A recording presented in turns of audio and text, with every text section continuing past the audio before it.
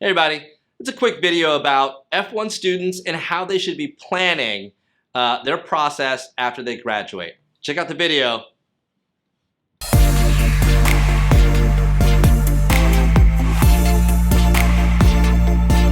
Hey everybody.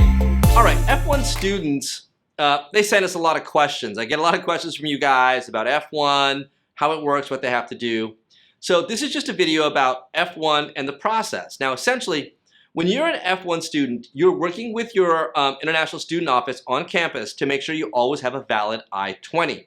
As you get close to graduation and you're going to leave the school, there is a part of the F1 which is called OPT. OPT gives you practical training off campus by full-time employment.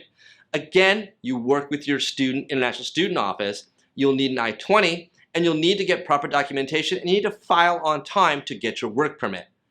Big piece of advice, tip number one, do it early as possible. Get it all organized, get it filed, even before you graduate if you can. Because you have to wait for that work permit to actually start work, and work permits are taking forever to arrive. Now, a lot of the questions I get are, as an F1 student, what should they be planning for, or what should they be doing? An F1 student has to be a full-time student and you have to graduate. You should be planning for OPT. That's the number one thing. Plan with your school, find an employer, get things set up. After OPT, depending on the student, if you're a STEM student, you can get an extension of OPT for 2 years. If you're not a STEM student, you need to find a visa. Visas come in all shapes and forms, but essentially there's a handful of them, okay? The number one work visa is the H-1B.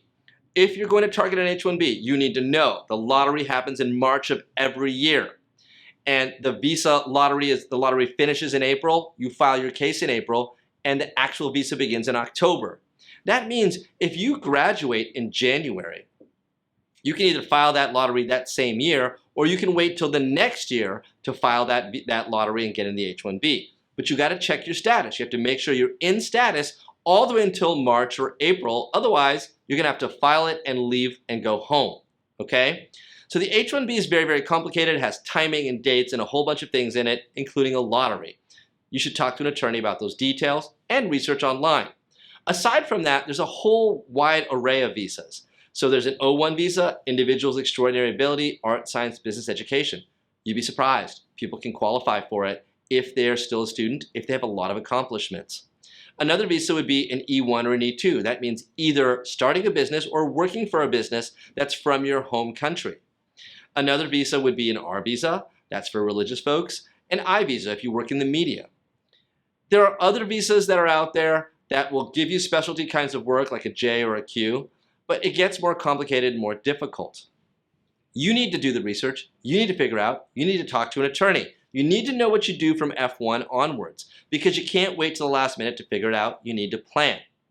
Another thing you should keep in mind is if you're from a country that's not China, India, or the Philippines, you can actually do a green card process while you're at F1. Now that's a bit more complicated. It involves dates and timing, and of course an employer who wants to sponsor you as a full-time employee for a green card. I've done it with some people through the F1, OPT, and STEM process and actually finished their green cards by the end of their STEM OPT, and they never had to get a visa at all. So what you really want to know is what kind of case you're going to have, what kind of employment you're going to have, what your path will be, and which option you should take that will get you the best result. Tons of details to know. Find an attorney, talk to them, make a plan. You want to call us? Give us a call. Love to talk to you. We will go over some stuff with you and maybe set you up for something in the future.